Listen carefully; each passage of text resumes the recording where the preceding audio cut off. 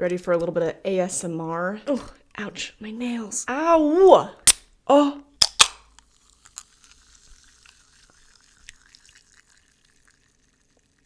Strange little noises. No, not this. Not me spilling White Claw in my pants. Ugh.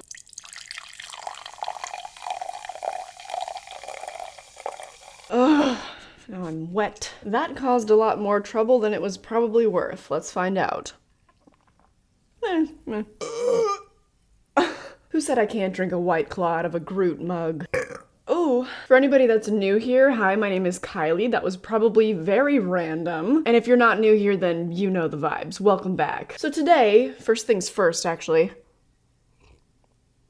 So today, as you hopefully saw by my thumbnail, yes, I am ranking 53 movies and TV shows, all released in the year of 2021. Now, a couple of these, like maybe 2 or 3 of them you'll notice, are listed as being released in 2020 on Letterboxd, but that's because they were initially supposed to be released in 2020, but we all know what happened. So yes, 53, mostly movies and some TV shows, all released in this last year that I will be ranking today. So we really mustn't dilly nor dally today because there's so much to get into. There were only 6 pieces of content that I did not finish of all the stuff that I started in 2021. So the lowest 6 movies on this list are the only ones in the entire year that I couldn't finish. Although that's not including old releases. I did watch some weird stuff that I couldn't finish, but not from this past year. So are you ready to hear what I believe to be the worst release of 2021? There could be things that were worse again, but I didn't see them. That would be the Blumhouse Television Amazon original Black as Night. Now, I will not be reading off the synopses for most of these movies because we just simply don't have the time, but this is basically like a wannabe Twilight, Jordan Peele, vampire teen movie. Like, it's such a weird amalgamation of all these different things, and it's failing at literally every single one of them. And it's really sad because this was a movie that I was really anticipating. It was on my watch list for a while. It had the most insane amount of potential that I think that almost any other release did. So it's really just such a shame that the movie ended up being horrendous, because I actually think it was something that was really fresh within the vampire subgenre. But alas, here we are. I really cannot afford to ramble too much about these movies, so I should move on. Coming in at number 52, another one that I could not finish would be The Unholy. This movie looked bad to me right off the bat, like with the trailers and everything. I was like, we're really doing another one of these movies? I feel like that was so early 2010s. I don't know. And yeah, I was right. As soon as we got one of the first visuals of the like demonic entity and stuff, I was like, oh my god, like we're doing this again? And in a worse way too. Like, it would have been better if they had done something fresh, but you know, again, here we are.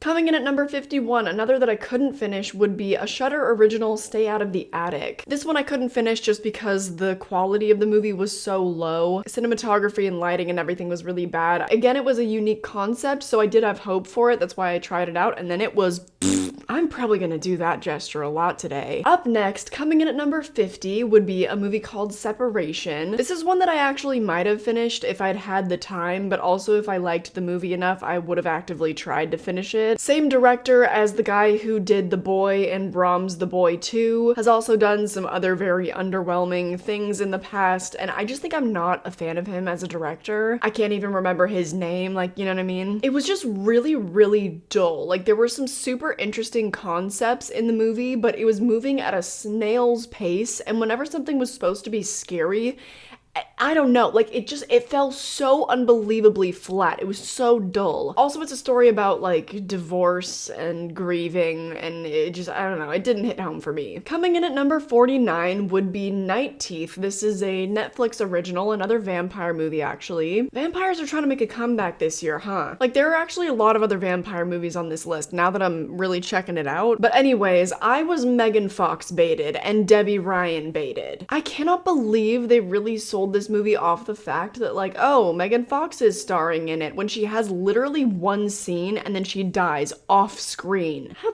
dare you? How dare you? It was, again, just really, really dull. Like, some of the colors and the cinematography is really cool. Like, it's a good looking movie at least. So boring. So painfully dull. Just absolutely not. And coming in at number 48, the last movie that I'll talk about that I didn't finish would be Things Heard and Seen. This is another Netflix movie. Honestly, just like streaming originals, they're very, I want to say hit or miss, but they're like mostly miss. Sometimes streaming originals are good, but like there's always just something missing to them, you know what I mean? But a lot of them are just bad. That's the case with Things Heard and Seen. Like it's a competent-ish movie. I made it about an hour in, but then all of the scare elements are so mind-numbingly stupid. And also, you do not like any of the characters of the movie. Like, they're all just so completely horrid. I mean, the main character, played by Amanda Seyfried, which, like, girl, you should know better. She's okay, but then she also has just too many bad elements going for her that, like, you don't root for her. So it's weird. I think it was adapted from a book, but, like, skip that one. Coming in at number 47, here we're getting to some bigger blockbuster names, and some people are gonna start being a little bit mad at me. Ooh, guess I better have a little bit more liquid courage then.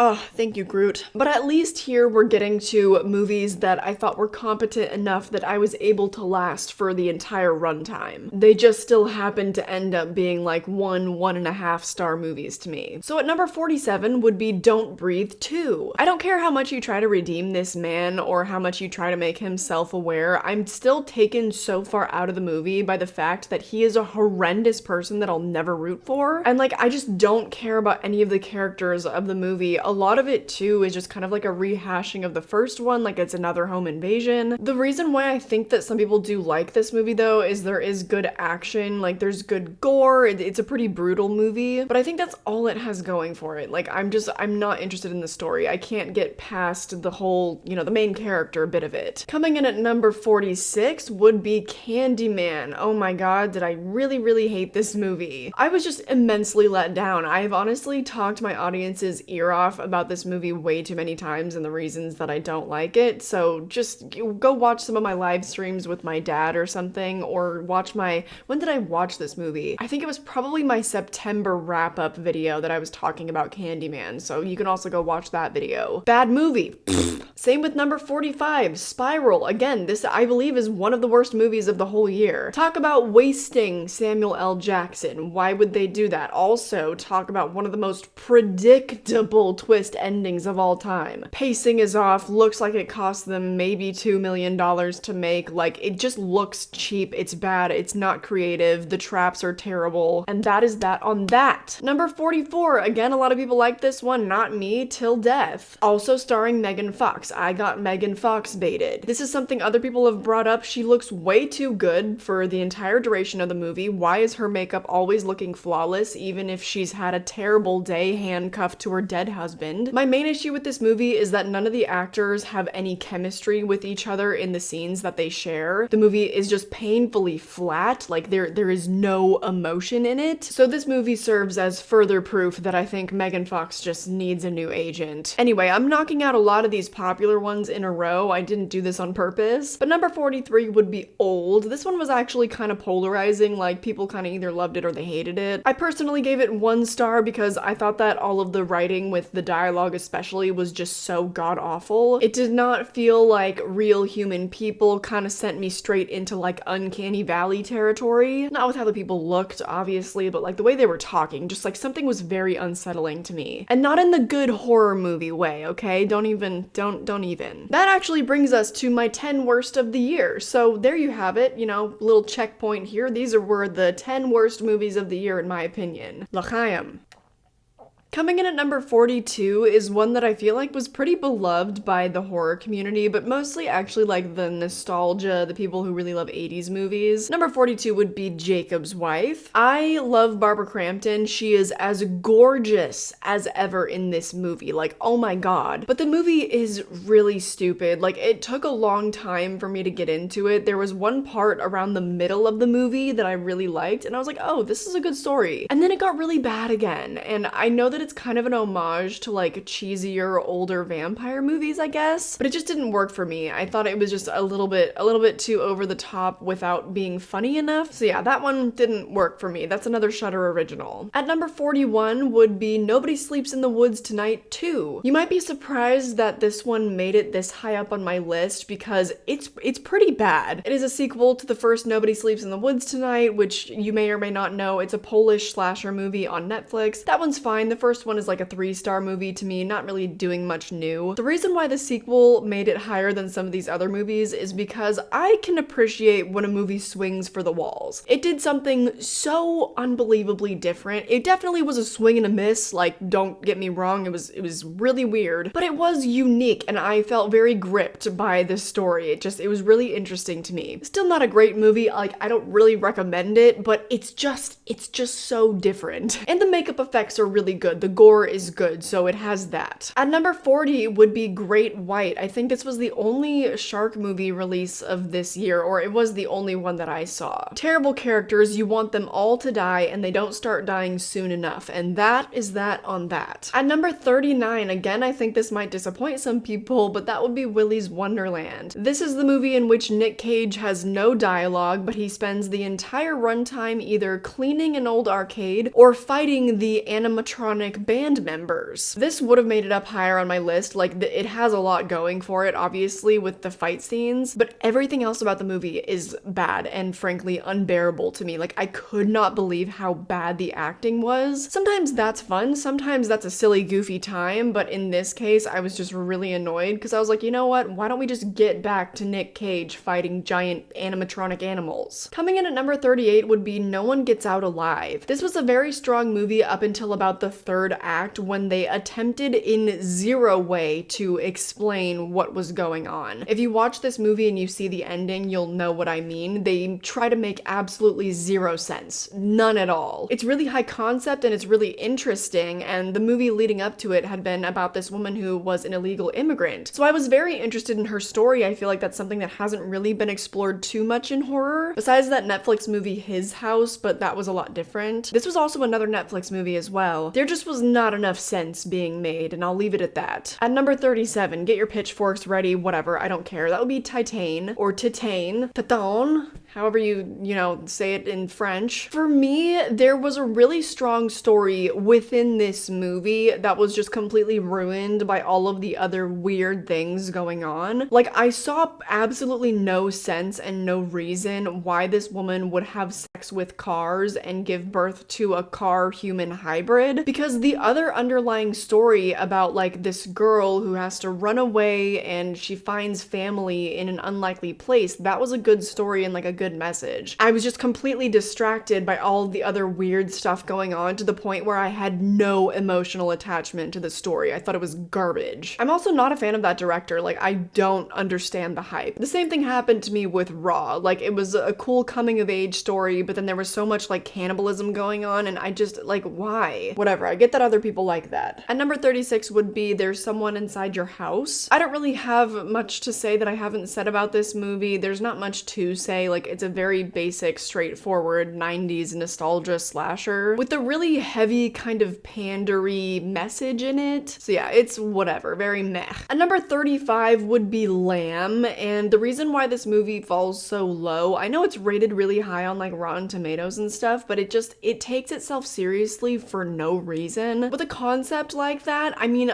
I've never seen something so committed to the bit, but throw some comedy in there because you can't really expect me to take this that seriously. I really like the ending though. I think that was the strongest part of the film because it somewhat justified the very serious tone of it, just a little bit. Moving up to number 34 would be Blood Red Sky. I was actually very interested in the first half of the movie, and I think the first half is very strong, but then the movie, it just goes on too long. It's a 2-hour long movie, and I just feel like they try to do a little bit too much, so my eyes were glazing over. But if you're interested in seeing a German movie movie. This is also another Netflix original. Try it out. You know, it's a really interesting new take on a vampire story, and it also kind of is like a genre bending type movie. So it has some stuff going for it, but that was a 2.5 star for me, just kind of a, you know, very mediocre, because I only liked the first half. But we are getting to the point where I don't think these movies are bad. They're all just kind of like, you know, mediocre. That's where we're at in this list right now. At number 33 would be The Guilty, which another Netflix release. Oh my god, the one starring Jake Gyllenhaal. This one just didn't have enough payoff for me. It was a pretty compelling story, but I just was tired of looking at Jake Gyllenhaal's face by the end of the movie. Not that he doesn't have a great face or anything like that. I just, you know, was tired of being in the same location with the same person the entire movie. At number 32 would be Shook. This is a Shudder original. This is sort of like a Scream ripoff with a lot of social media elements involved. It's okay. I was thoroughly entertained throughout, so, you know, just throw it on, but don't expect anything fantastic. On to number 31, which would be Censor. This movie just wants to be really weird and trippy super bad, like it really wants to be the next Midsommar or something. I think it's a Hulu original, or it was sold off to Hulu. I don't know. I watched it on that platform. It's fine. I thought it had a really interesting premise, but then in the end, it goes way off the deep end. And I think it's just trying too hard without making enough sense. All of the weird imagery in the end isn't really doing anything to like round out the beginning of the story, you know? It all just kind of seems weird for weirdness sake. So interesting, but like not super worth seeing. It's not one that I'm gonna urge you to watch. Number 30 would be Ghostbusters Afterlife, and I know that this one isn't technically really horror. It's like baby horror, you know, gateway horror type of a deal. And it also was a huge movie this year that everybody loved, except for me, of course. Don't worry, we do have some other big high budget stuff that I do enjoy. I'm not one of those girls that's like, I'm not like other girls, you know, I don't like all the popular movies, because that's not my thing. But Ghostbusters Afterlife I just found to be really mediocre, because I just think it's really sad when a story that was initially pretty independent, like something that was trying something really new and unique and was really funny for the time, like with the original Ghostbusters, I mean, and then now it's this franchise where they're just trying their best to cater to the most amount of people possible. And so I think it gets in the way of an actually decent individual story. It just feels very commercial, very blockbuster. I don't like it. There's just like no emotion in it for me. At number 29 would be The Advent Calendar, and this one really only made it up so far because, well, first of all, I gave it 3 stars, so I think we're around 3-star territory here. This one was just, again, very unique. I'd never seen a haunted Advent calendar story before, and I was very entertained all throughout. Some of the rules of the world seemed really inconsistent, and it became a little bit too complicated. It easily could have been a much more simple story, a simple universe with simple rules. And there is a good twist. I felt involved with the story, but there was not enough coherence for me to rate it any higher than 3 stars. Another Shudder original though, so, you know, check it out. At number 28 would be VHS 94. There were actually only 2 stories in this whole anthology that had me hooked that I think earned it all its stars. There's one that takes place in a funeral parlor, and then there's one kind of mad scientist kind of story. The rest of the stories I didn't really care for. There was one that I actually kind of skipped through a little bit because I think the movie is an hour and 40 minutes long, and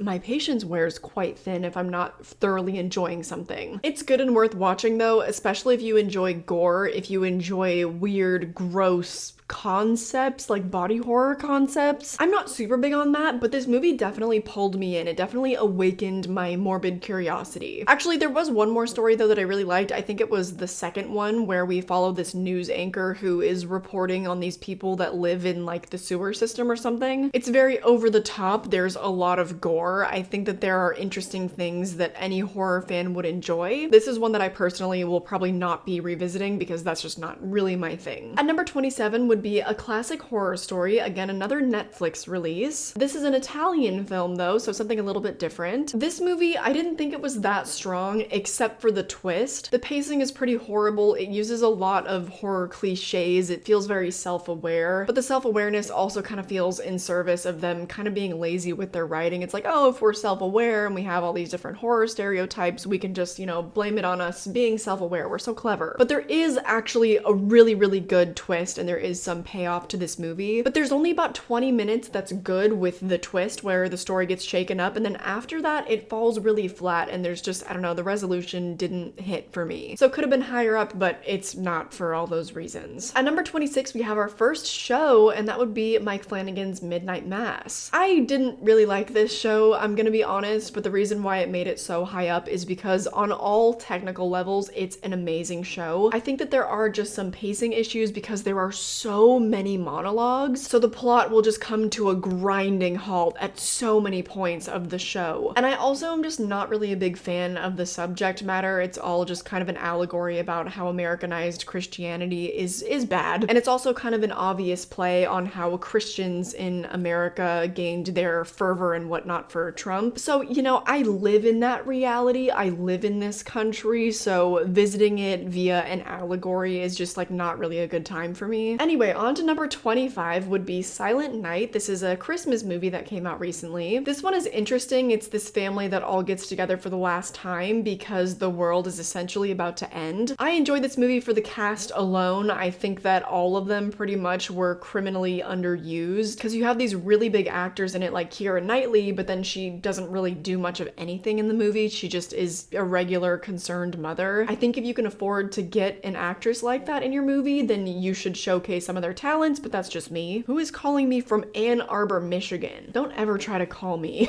So that one just fell really flat. That was another 3-star movie for me, although there is an interesting twist. I think it is worth seeing. Some parts of it are kind of funny, but a lot of it is also kind of that British humor that's just not funny at all. Boo! Hi, just have to pop in because I forgot to talk about A Quiet Place 2, but that is where it falls in this list. I had it ranked on my list, but somehow numerically, I think that everything that I've said in this video has been correct. But yeah, A Quiet Place Part 2 didn't hit me the same way that it hit everybody else. I found it to be really mediocre because the plot only moved along when the characters would make terrible decisions. So I've talked about that movie though already in my live streams with my dad. I talked about it in one of my wrap-ups this year, so you can go and find that. Okay. Bye. Anyway, on to 24, which would be The Conjuring 3, The Devil Made Me Do It. So this one could have been lower on the list. Honestly, it's just not a very strong movie. It feels kind of like rinse and repeat from other things we've seen from that universe. But I have to admit, I'm a big fan of Ed and Lorraine. They really carry that franchise for me. They still bring their acting 110%, even if some of the stuff they wrote, I think, just was not in good service of the franchise. But their acting performances carried it. I also really enjoy the lighting style and the cinematography of that movie, so there was enough for me to enjoy. I think that one I gave 3.5 stars, just because on all technical levels it was a good movie. It's just the story and some of it fell a little bit flat. Number 22, surprisingly, would be The Deep House. This wasn't a super strong movie by any means, but it's just something that was so incredibly new that it felt very refreshing. So I really enjoyed this movie, even if some of the scare elements were a little bit dumb, a little bit overplayed, but some of them I thought were really new. It was something I truly have never seen before. The production design was incredible. Almost all of it takes place underwater. It's just something that, you know, I hadn't seen before. And so I did rate it, I think, a little bit lower than The Conjuring. I think I gave it 3 stars, but, you know, I enjoyed it a little bit more. At number 21 would be Paranormal Activity Next of Kin. This one really surprised me because it dips into a genre that I'm not a super big fan of.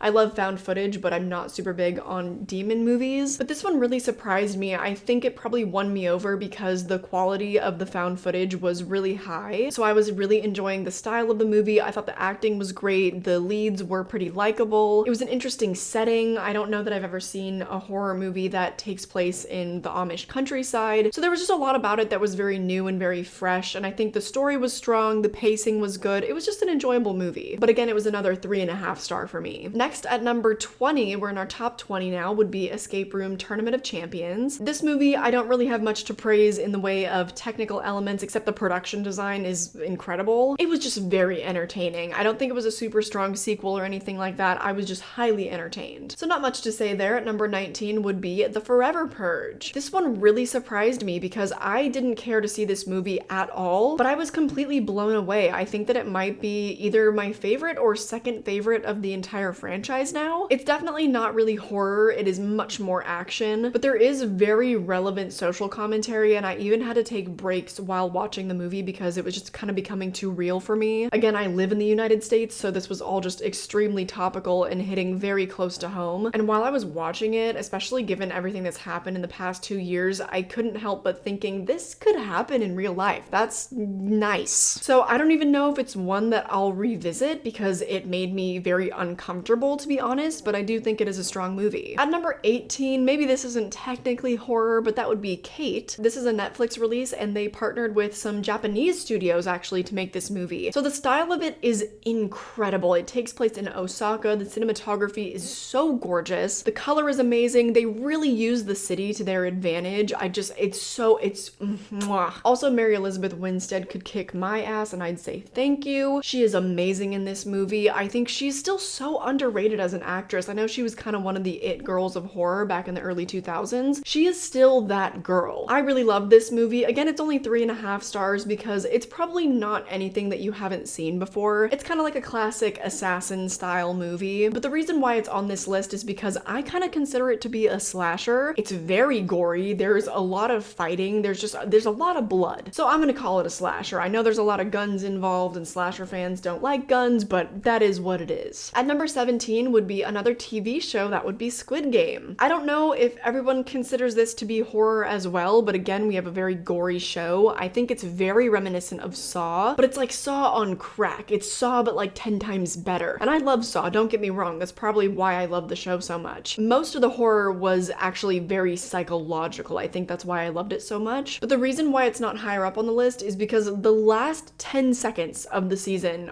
is kind of what ruined it for me. I didn't believe that it needed a second season. I was really excited to have it as kind of a limited series, and then with the last 10 seconds I was like, oh yeah, of course they have to leave it open-ended. So we're getting a season 2, and obviously I'll watch that. So very strong show. That's just the only reason why it didn't make it higher up on the list. At number 16 is another Shudder original, that would be Superhost. This one hit home because I travel a lot. If you follow my personal / travel account on Instagram, you know this. I stay in a lot of Airbnbs. I pretty much never stay in hotels. So this one hit really close to home. It's about this couple and they're YouTubers, and they happen to stay in an Airbnb with a host that's just a little bit kooky. She's a little bit weird. And I won't give anything else away, but wow, that movie is definitely worth watching. I gave it 4 stars. Barbara Crampton also makes an appearance, Shudder Queen. So definitely worth watching. We're getting into the 4-star territory and above here. So these are all ones that I don't think that you should miss. Although at number 15 would be Oxygen, and this is not one that I'm actually going to recommend to everybody. I think why it was so effective for me is because it deals with claustrophobia. This woman is stuck in this box kind of a thing and she has to figure out how to get out. But there is a really big twist and it dips into one of my favorite genres of movie. That's all I'm gonna say though. Please don't watch the trailer. They do like, you know, the little trailer before you click on it on Netflix. This is another Netflix original also, wow. But don't watch that, just watch the movie. It has that French actress in it who is from Now You See Me. I can't remember her name. I think she's gonna be a contender for Best Actress of the Year in the Oscars. If you don't know what that is, that's my version of the Oscars where I invite a bunch of different YouTubers and we all present a different category, but all the nominees are horror movies because horror movies are always overlooked at the Oscars anyways. I thought Oxygen was great, but it's not gonna be for everybody. Number 14 would be The Humans, and I know that this isn't really a horror movie. This is more of a drama. It is also based on a play and it all takes place in one location in the apartment, but it feels like a horror movie. There's this air of unease to the entire thing and you just constantly feel on edge, but horror is whatever you make of it. I consider this to be a horror movie because there's just the subliminal horror of like, thank God this is not my family and thank God this is not how I live. By that I mean surrounded by these family members, not like her actual apartment living situation, because my God, I would love to be able to afford an apartment even like that, but living in LA, the most I can afford is like a 10 by 10 room. It stars Beanie Feldstein and Amy Schumer and Steven Yeun, so really big names, and I know you'll probably be turned off by the fact that I said Amy Schumer, but she delivers a hauntingly serious performance in this movie. So don't knock it till you try it. It's very dramatic, it's very slow and very dialogue heavy, so it might not be for you, but I think it's a really good movie. At number 13, everyone's favorite, that would be Chucky, the TV series that we got this year. At lucky number 13, by the way, I didn't even do that on purpose, but that's my favorite number. Amazing show. It's only about 4 stars for me. I didn't love it quite as much as everybody else just because some of the acting performances really got in the way of some good moments, but I think that by next season, a lot of these younger actors will definitely hone their craft and they'll be much better in the next season, and I'm really excited to see where all of these characters go. And Don Mancini is writing and directing the series, so this is kind of obvious, but it just paid such a good tribute to the entire franchise as a whole. I felt very catered to as a fan. But I did a whole review and breakdown of that entire show. You can find that. That was one of my most recent videos on this channel. So moving on, I'm gonna lump these next 3 movies all together because that would be the Fear Street trilogy that we got on Netflix. My ranking goes from 1994 to 1978 to 1666. So in my opinion, that trilogy just got progressively better. I think really one of the only issues with it is some of the acting, but then you also have very strong acting performances in there as well. So I love the shooting style of it. It's very colorful. It's a lot of fun. It's paying tribute to a lot of like 90s horror with Scream, and it's just a very unique concept, and it has a really good twist. I loved that trilogy. I hope that it's something that I revisit maybe like every summer. So that knocks out 10, 11, and 12. At number 9 would be James Wan's Malignant. This movie was just such a surprise to me. I avoided all the trailers. All I knew is that the poster looked like this and James Wan was directing, and I was like, sign me up. But I also did an entire whole review on that movie and a plot breakdown, so again, you can find that on my channel. I'm just pointing that out because I don't think it's really worth it for me to continue to ramble on about all these movies I've already talked about. So moving on to number 8 would be The Night House. This is one of the ones that is listed as a 2020 movie, but it did release this summer. That is one of the only movies on this list to actually frighten me. I pretty much never get scared watching movies anymore, which is so sad because I feel like as horror fans, you're constantly chasing that kind of high. Once we become desensitized, it's like, well, what can make me feel like that again when I was a new horror fan? And The Night House gave me that feeling. I was actually very frightened by that movie. And it was only a 4-star movie for me. I think that there wasn't quite enough payoff in the ending. I really love the messaging. I think we also have another Best Actress contender. The style of it was really great. It was very depressing. So I don't know that it's one that I'll revisit very often, but I know that I'll want to at some point in life. At number 7, kind of surprisingly, would be False Positive. This is an A24 movie, and those are very hit or miss for me. Like Lamb was an A24 movie, but False Positive is a horror story about being pregnant. I believe that it's definitely also a feminist movie, but it is first and foremost a horror movie, so all that messaging is very subliminal, and the ending is so bizarre. It's so crazy. There are so many great twists in this story. I wasn't really enjoying the first 25-ish minutes, like the first act, because I didn't really understand why the style of the movie was so flat and so sterile, but that began to make a lot more sense to me moving forward. There are some parts of the movie that go just a little bit off the deep end where you're like, okay, maybe rein it in just a bit, but for the most part, I loved how crazy the ending was and just the twists. Like, I mean,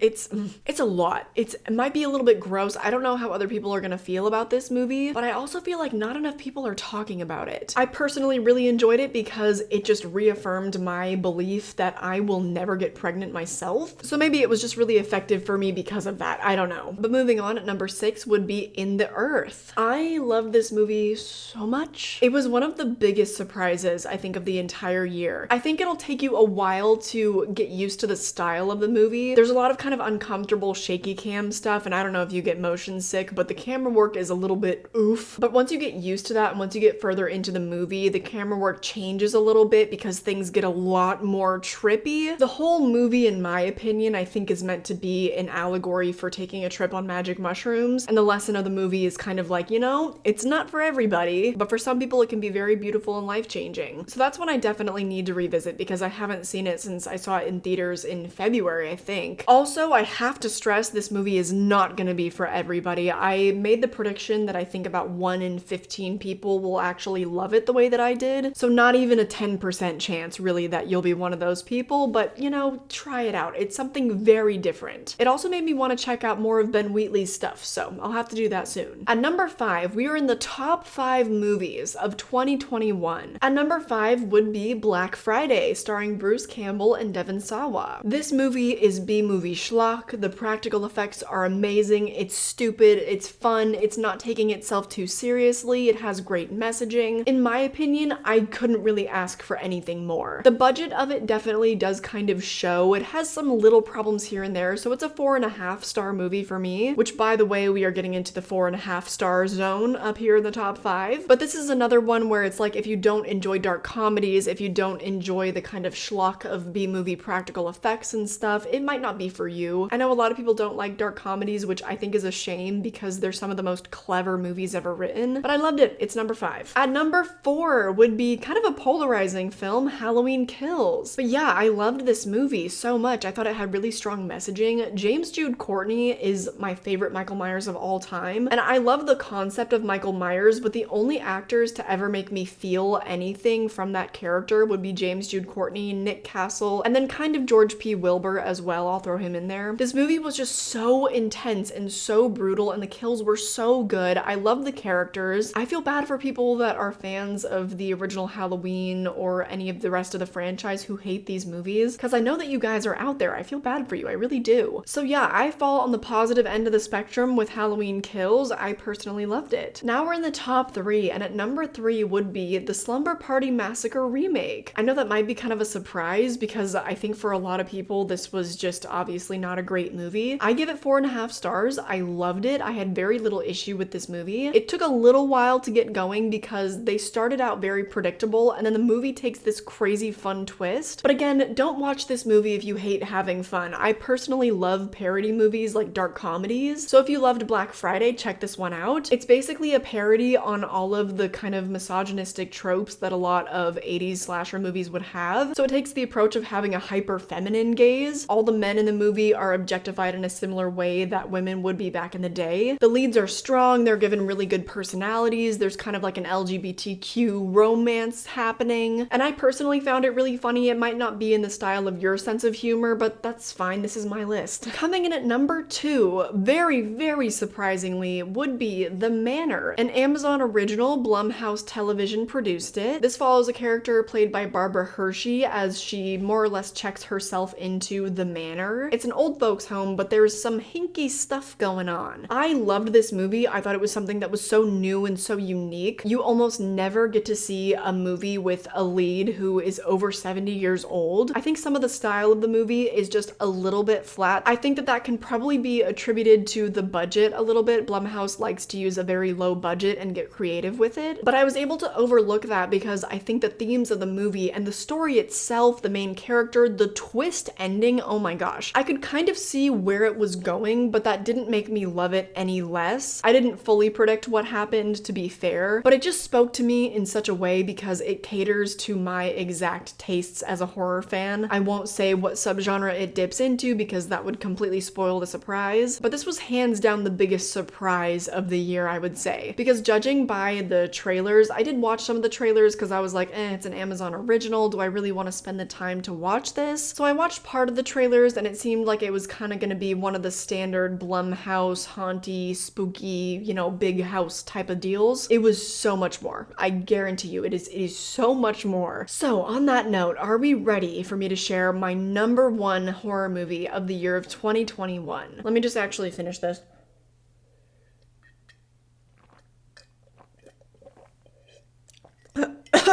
Let's do this. Number 1 would be Last Night in Soho. Yes, I do have a bias of loving Anya Taylor-Joy, but it's because she is literally just that fantastic. And it's no different in this movie. The energy she embodies and the journey that her character goes on, oh my god. It is first and foremost a horror movie, but has a very strong feminist message. It's actually kind of more of a time capsule of London in the 60s and the exploitative nature of the entertainment industry back then. It's very raw. At times it does get really disturbing just conceptually. I think visually they do a really good job of not being triggering at all with some of the subject matter that they get into. That's really important for me because then I feel like as a woman who has to deal with some of this stuff, they're actually catering it to me. Surprisingly though, none of the movies on my list made it to a full 5 stars. I still gave Last Night in Soho 4.5 just because there are little stylistic things I would change and I wasn't crazy about the lead. She's very talented and she did a good enough job, but there were just some little bits of line delivery that I thought were kind of weird and didn't fit the moment. So not a perfect movie to me, but damn near pretty close. I don't have too much more to say just because I don't want to spoil anything about it. It has a great twist, so it's worth the time to watch it. I just want everyone to watch it, that's it. So I hope this list helped. I know that time is important to you as it is to me. Maybe now you can kind of refine your end of year watch list a little bit if you haven't already. And maybe I've brought up some movies that you haven't even heard of, and so you'll be able to give some new ones a chance. chance. On that note though, I hope that you guys are excited to see my most anticipated movies of 2022. That video will be coming out on New Year's Eve, of course. There's a lot that I'm very excited for in the new year. I hope that you are as well. And also let me know if there are any movies from 2021 that I missed. You can see my watch list on Letterboxd and just go to 2021 movies. I made it through almost all of the ones that I wanted to watch. In terms of horror movies, at least, there are some that I want to watch that aren't horror, but I want to watch them for the actual Oscars and stuff. But yeah, let me know. Are there any hidden gems that I potentially missed? I'm sure that there are a bunch on either Shudder or Netflix that I just haven't heard of yet, so comment those all down below. And while you're down there, let me just shout out my patrons real quick and give them their kisses.